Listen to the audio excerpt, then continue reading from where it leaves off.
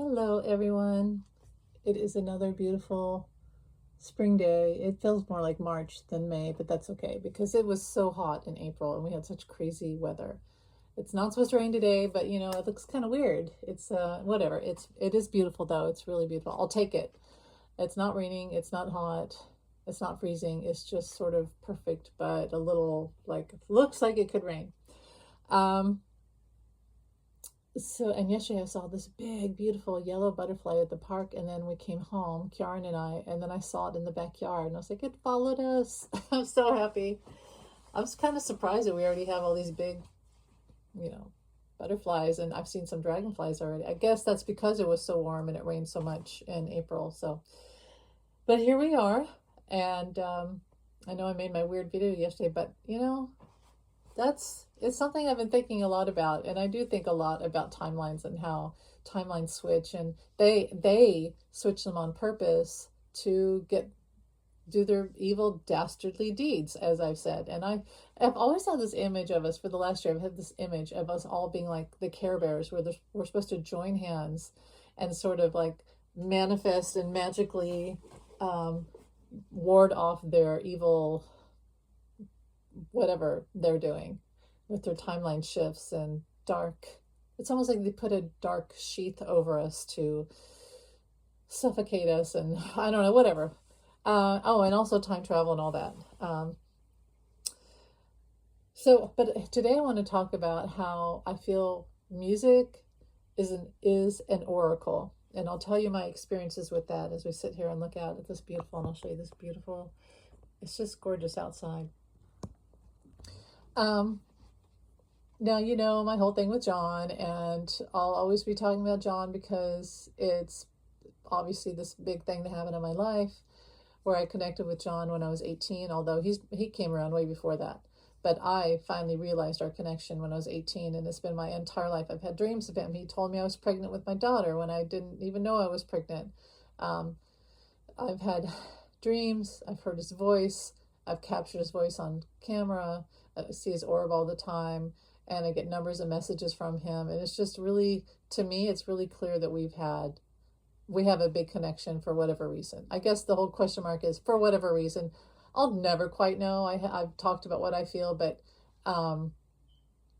and other people, probably just think, oh, that's crazy, but this is my experience. This is what I've gone through in my life, and I've actually tried to ignore it, and it's always come back. In fact, I would ignore it, and I would have a big dream with him in spirit. Um, so, and it's hard to ignore all the signs and the synchronicities and everything, and seeing his face on the ground and things like that, consistently.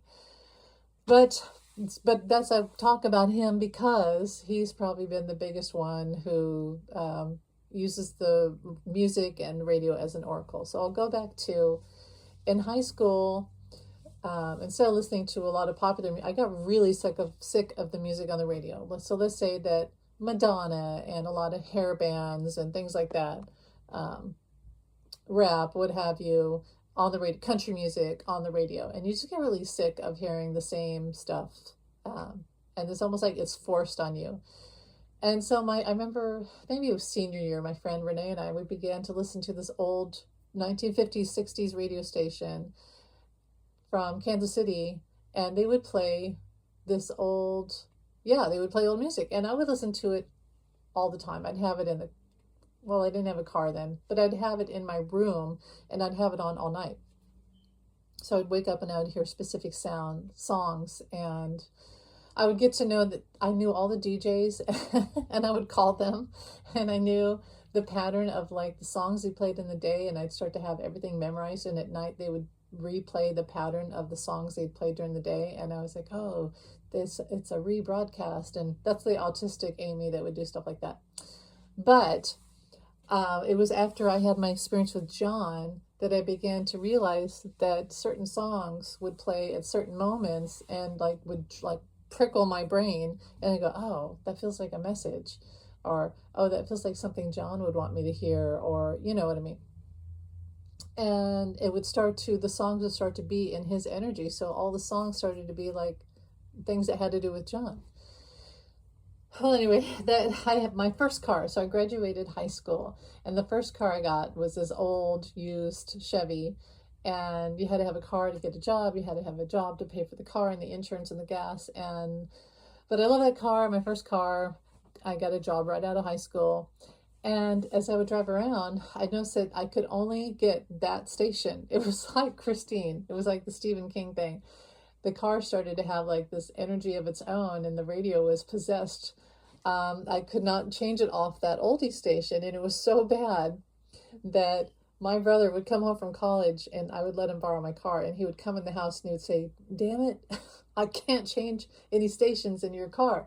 And if I hear Ramalama Ding Ding one more time, I'm sure that was funny. He got so mad when he had to hear certain stupid 50s. Anyway, so that's when I feel like my started to have the Oracle radio music thing, where spirit was starting to try to talk to me through music and radios. Okay, so a few years back, I find this old. I'm looking for an old station because I was thinking, I love that old Kansas City station, and I would love to find one just like that again.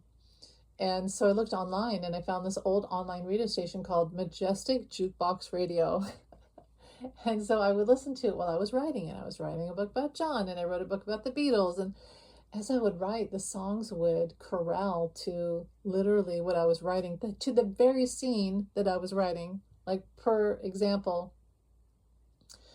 I was writing a scene where the Beatles were recording the demo for Love Me Do at the studios. I guess it wasn't Apple Studios at the time, but whatever. Yeah, it wasn't Apple, but EMI Studios. So they were recording the demo for Let Me Do. So what comes on Majestic Jukebox Radio is the very outtake in that moment for Love Me Do. Not the song that was on the radio that we heard, but the very one I was writing about. And that stuff would happen to me over and over again.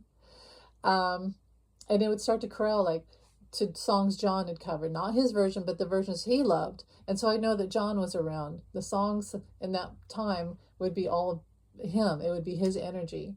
What else? When someone tried to break in my house that day, I kept hearing this old like Letterman 60s folk song, Michael Row Your Boat Ashore, which was Michael Row Your Boat Ashore, hallelujah. And that would stick out to me. And I was like, why do I keep hearing the song? And I got that I should pray. And that night someone tried to break in my house. And so music and radios are an oracle. What's the other thing? I just found another online station, but it's an app on my phone, and so I could listen to it when I take walks with Kieran, and I could read like a Kindle on my phone while we're walking. And that is starting to align to John too, and his energy, because it's starting to be songs that he would love and songs the Beatles listen to. In fact, so I'll end it with this story because I love this. I love that this happened to me today. Oh, real quick. The other story I'd love to talk about is how the time I had on my phone Pandora Radio. Didn't have it on at all because it would run down my phone battery. So it was on my phone, but not turned on. But in the middle of the night, the phone turned on all by itself, and I woke up like startled awake out of a dream, and a Beatles song started up. It was like From Me to You. Started, it played, and then it turned off, and the phone turned off. And I thought, okay, hello, John. Hello. That was interesting when that happened. Oh, and when my dog was dying, John kept sending me that very day songs from him, and he made it clear he was with me. Whatever. So, okay, the last thing. So, today, I really love that this happened. So, I'm writing about George now, and I've had some spiritual experiences with George and Linda McCartney, by the way, and Janis Joplin and Jim Morrison. But I'm writing about George right now, and of course, I'm always thinking about John and the Beatles. So, I'm taking the walk, the music's on, this old 50s, 60s song comes on, and it's called Picture of You by Joe Brown. And I thought, that song sounds like something the Beatles would like. I've never heard them cover it, that I know of. I've never heard them talk about it that I know of, never read about it. Like they've talked about Lonnie Donegan and Carl Perkins and Chuck Berry and Little Richard and all their influences, Elvis especially, but I've never heard them talk about Joe Brown that I know of and this particular song. And I know a lot about the Beatles. And I just think, I just have this overwhelming feeling like, God, I just know. I just know that they love this song. And because it was simple, it was sort of folky, like 1950s early, still had that sort of folk thing to it. And I don't know, it's like they love those simple little love songs. And I thought, I'm going to look that up. So I look it up. And sure enough, they played with Joe Brown. That was one of their favorite songs. He was one of their favorite artists, a huge influence, and such a huge influence that George Harrison went on to record that song and had Joe Brown at his wedding. So I kind of stood there for a moment on the walk and I was like, damn, that's interesting. I just got another, or like a hit, a spiritual hit. And I always feel also so privileged when it happens, because to be entrusted with like some sort of psychic insight from someone like George Harrison or John or what have you. I really treasure that. I feel that's so beautiful. So, but yeah, radios, you don't need tarot cards. As I've talked about, you get messages through symbols and all kinds of things, and you don't need tarot cards. Music is probably, in my opinion, one of the biggest messages from spirit.